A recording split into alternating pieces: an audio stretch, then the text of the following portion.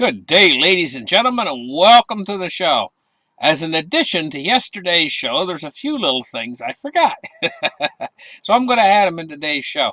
Anyway, let's get started because it's a long list and I got to get right in there. Let's get started. Let's open up the charts right here and take a look. First thing is the skunk ape. Skunk apes are like Bigfoots, except they're a little bit smaller. The creature is described as being up to 3 meters tall and weighing up to 600 kilograms, and its habitat is said to be in the Everglades of Florida. The skunk ape is a cryptoid, and its actual existence is considered extremely dubious. The Park Administration of Everglades National Park considers the skunk ape to be invented. The skunk ape supposedly masters an upright gait and is similar in habit to other ape men like Bigfoot. So the skunk ape. Next one, the flat earth theory. Flat earth model is an archaic concept of earth's shape as a plane or disk. Many ancient cultures subscribed to a flat earth cosmology, including the Greeks and the classical period, and the Bronze Age and the Iron Age civilizations of the Near East. So that's the flat earth theory. Now the next one, cataclysmic pole shift hypothesis.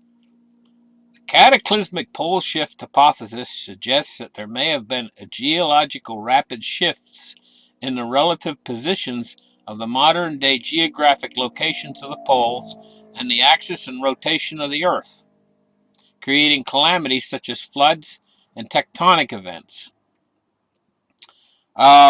I kind of subscribe to this one. I believe that there's maps called the Pires maps of Antarctica. Very early maps of Antarctica show Antarctica not being covered with ice. Next one we're going to get into is the Bermuda Triangle. It's a triangular area that goes from Bermuda to the southern tip of Florida and off to Puerto Rico, and it creates a triangle in there. And many, many mysterious events have happened in that area. People have seen things in that area, like giant water spouts where the ocean rises up from the floor, and also people's compasses, when they're flying through that area, sometimes spin. Very weird things happen in the Bermuda Triangle, so if you're going to go through that area of the ocean, and you got a vessel or something, say a small boat or something, you got to watch out that the Bermuda Triangle doesn't get you. Okay, next one. Sunken cities. This is real. This is real. There are such a thing as sunken cities. They have found cities underneath the ocean. And strangely enough, one of the areas where they found cities is in around the area of the Bermuda Triangle. They found these sunken cities. Let's move on to the next one. Atlantis. We've all heard the theories of Atlantis. In the ancient Greek, the island of Atlas is a fictional island mentioned in an allegory of the hubris of nations in Plato's work Timaeus and Critias, wherein it represents the antagonist naval power that besieges ancient Athens and the pseudo-historic embodiment of Plato's ideal state in the Republic. So there was Atlantis, and also there's the legend of Lemuria. So we have these two things that are mysteries as well. Let's move on. Crystal skulls. The crystal skulls are human skull in hard stone carving made of clear and milky white quartz, also called rock crystal, claimed to be pre-Columbian Mesoamerican artifacts by their alleged finders. However, these claims have been refuted for all the specimens made available for the scientific studies. The results of these studies demonstrate that those examinations were manufactured in the mid-19th century or later, almost certainly in Europe, during the time when interest in the ancient culture abounded. So basically they're saying they're a hoax. But these are real skulls. I've seen pictures of them before. They're crystal skulls, and what they were used for in the ancient times, who knows? It's another mystery. Let's move on. Oak Island, Nova Scotia. They found that it was believed that there was a treasure in Oak Island. And so they dug down and they found some sort of a plate with strange, mysterious writing on it. And they tried to dig in, and they many times, and the water and sand always came in from the ocean and refilled their hole. If it's like trying to dig, you ever tried to be at the beach and tried to dig a hole, you know, and the water intrusion comes from the ocean, and it'll fill your hole in as fast as you're digging it? They had that sort of problem, so they sunk a drill bit down, from what I heard. And when they got down, I think it was something like 150 meters or something, they struck concrete, went through the concrete, and then there was gold on the bits of the drill when they hauled the drill up, the drill casing up. Those are stories that I've heard about Oak Island. But there's supposedly a huge treasure buried there. And it's not far from where I am, Oak Island. It's one of 350 islands in the Mahone Bay of the east coast of Nova Scotia, Canada. Okay, next one is the Shag Harbor UFO incident. And it was the reported impact of an unknown large object in the water near Shag Harbor, Nova Scotia. What actually happened was a whole bunch of people witnessed what looked like an aircraft going down. They called it in because they thought it was an aircraft going down, a large aircraft. I mean, it was big. It was like 60 to 90 feet in size, you know. It had all these lights on it and everything, and it's slowly descending toward the water. So the people called it in. They thought it was an aircraft crashing, like a 747 or something like that, right?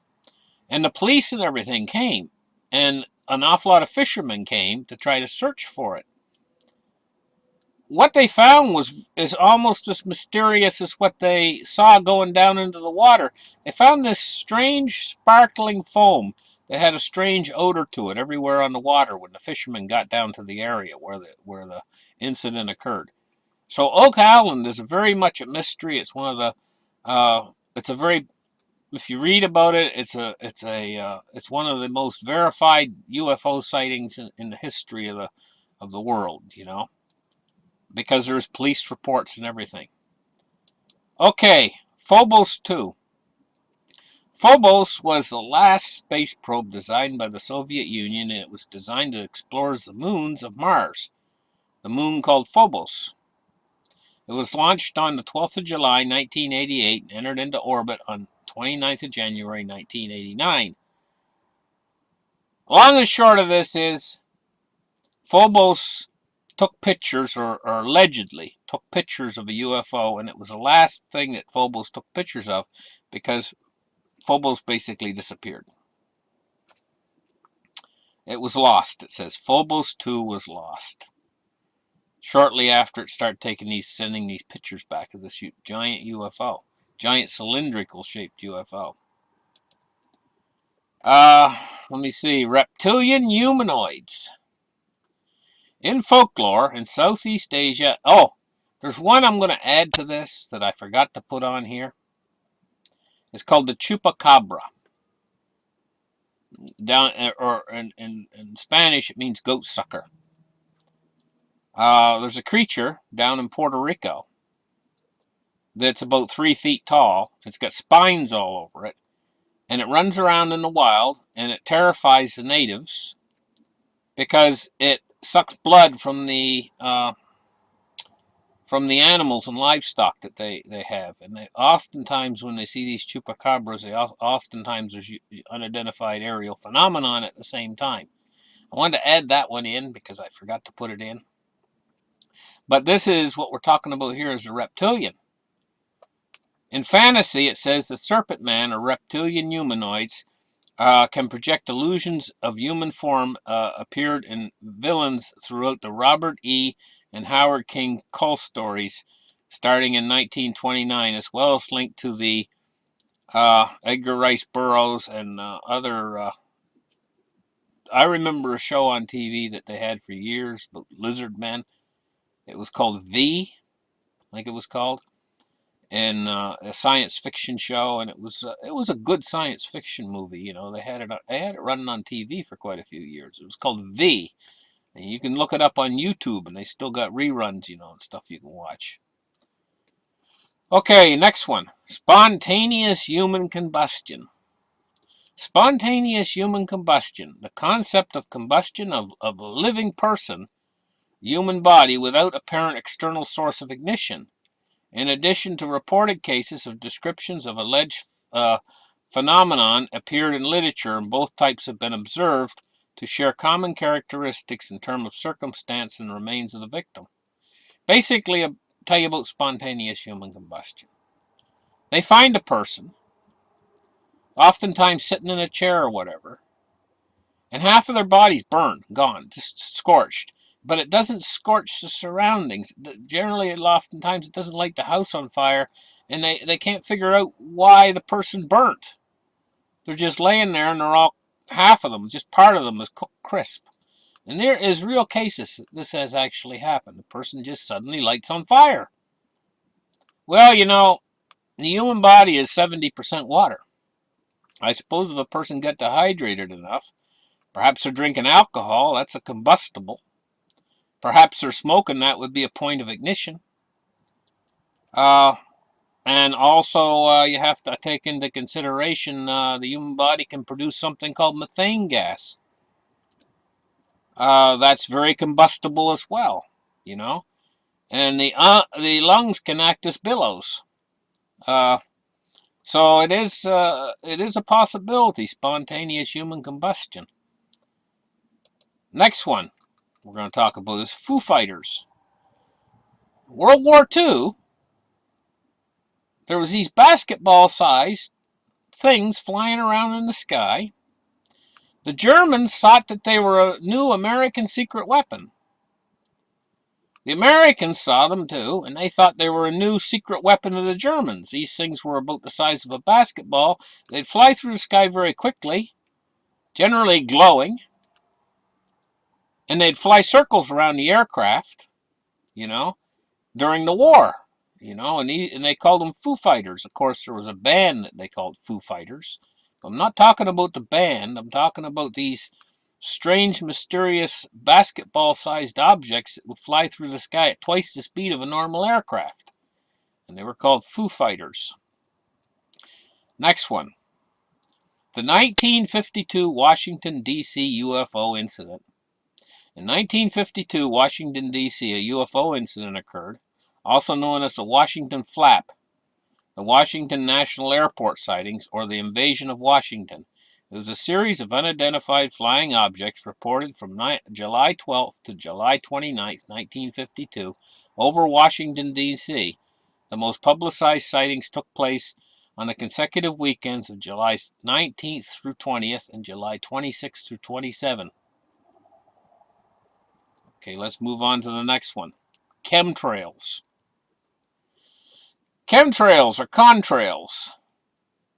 These contrails are not supposed to be traced back to the aircraft exhaust fumes condensed at high altitudes, but rather, according to conspiracy theory, to the deliberate global spread of chemicals or additives that absolutely do not occur during normal operations of the aircraft. So those are what chemtrails are. The next one is the Africanized bee.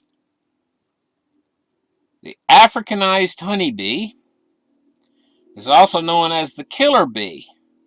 The Africanized bee, also known as the Africanized honeybee, is known as the killer bee. There's a reason why. They actually produce more honey than a regular bee, like a regular bee that people keep in a hive. But they're very aggressive. If they hear any noise, the whole colony will attack. And of course, you know, one bee is relatively harmless. I mean, okay, yeah, it can give you a sting, you know. But when you get the whole hive coming after you, you got a problem. And that's the way with these Africanized bees. They're extremely aggressive. Any loud noise or any dark colors can really get them going. If you're wearing black clothing, you know, and they're awfully aggressive, and that's why they've got the name Killer Bee. Okay, move on. We got more territory to cover here. The Georgia Guidestones. The Georgia Guidestones, also known as the Stones of Georgia, are landmarks of Georgia. Our monument, built in 1980, made of granite stones, is located about 14 kilometers north of the center of the city of Elberton in Elbert County in the United States, in Georgia, in Bundestat, Georgia. Because of its appearance, it is sometimes referred to as an American Stonehenge. An actual inscription with 10 guidelines is in the massive stone blocks in 8 modern languages, from English to Swahili. On the top of the guidestones is abbreviated form of the 4 ancient languages: Babylonian, Ancient Greek, Sanskrit, and Egyptian, and hieroglyphs. So that's one of our mysteries. A mysterious void is discovered in Egypt's Great Pyramid. So there's a mysterious void in the pyramid, and I watched a show years ago that they were trying to get in. They had a little robot, and they had it on a long cord, and they were trying to crawl in through this tight little area in the pyramid. This little, like a channel that was built into the pyramid. They're trying to get this little robot to climb in there with a camera on it to see what was in there. Remember, years ago, I watched a show on that. But evidently there's a mysterious void inside the pyramid. Who knows exactly what's in there? And there's been an awful lot of theories about the Great Pyramid itself. Just exactly why it was built and what it was used for. I have my own interpretations of this, but I'm not going to get into it because we're just moving through these different things real quickly here. Next one. The Lost City. The Lost City is a settlement that fell into terminal decline and became extensively or completely uninhabited, with a consequence that the site's former significance was no longer known to the wider world. Locations of many lost cities have been forgotten, but some have been rediscovered and studied extensively by scientists. Recently abandoned cities, or cities whose location was never in question. I'll tell you one of the lost cities I was interested in. Was an Egyptian lost city. I'm trying to remember the name of it off the top of my head. It was during a period in Egypt when they were having a great cataclysm.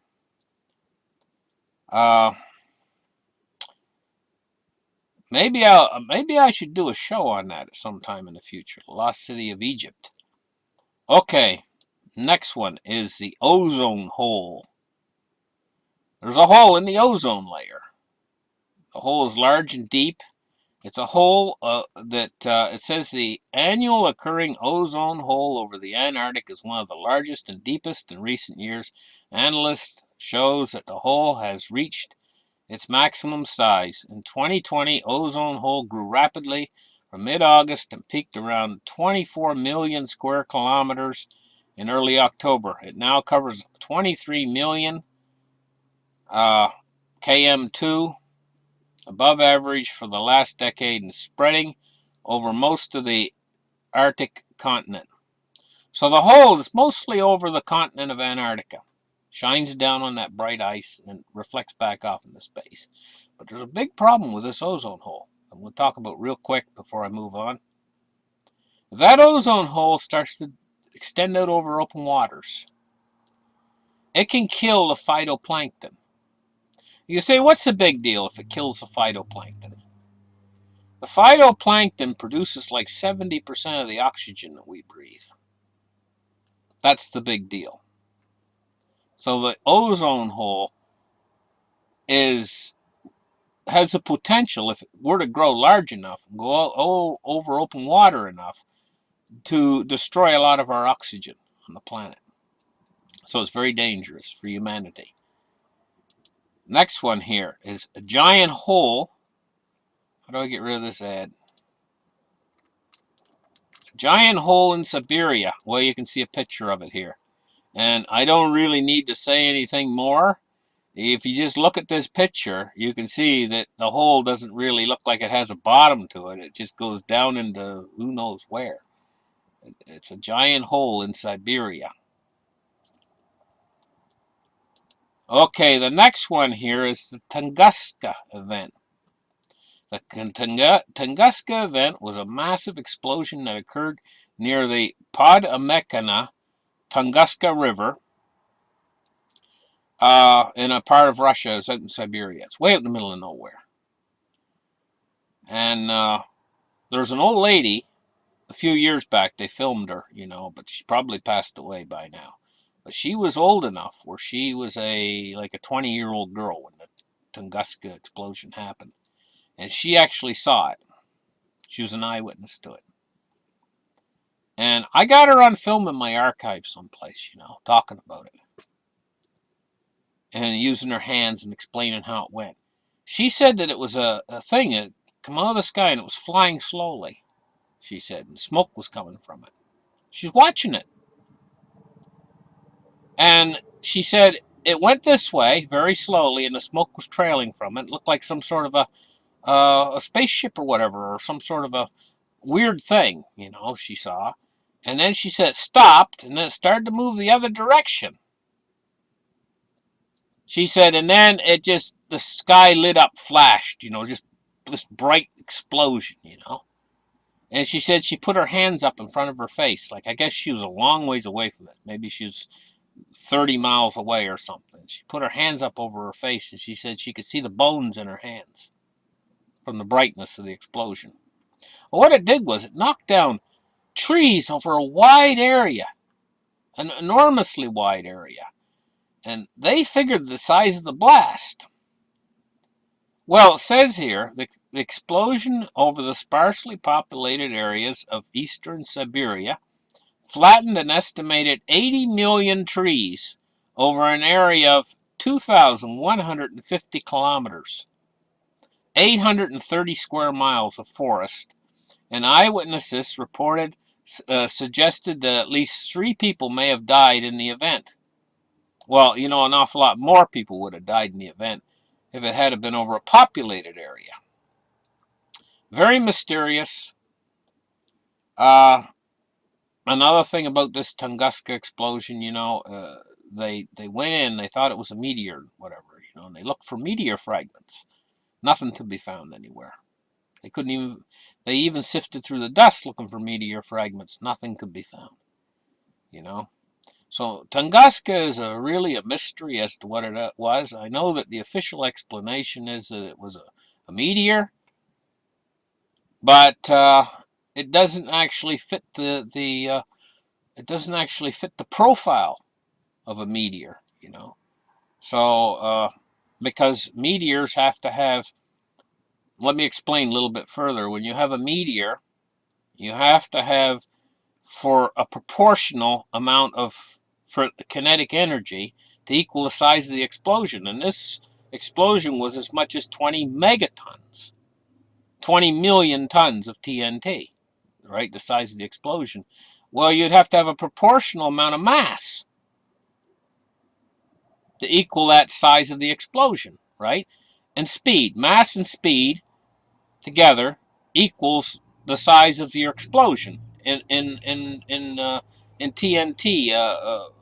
So 1,000 tons of TNT is 1 kiloton, and then 1,000,000 tons of TNT is 1 megaton, and this is up to 20 megatons. This is a huge explosion.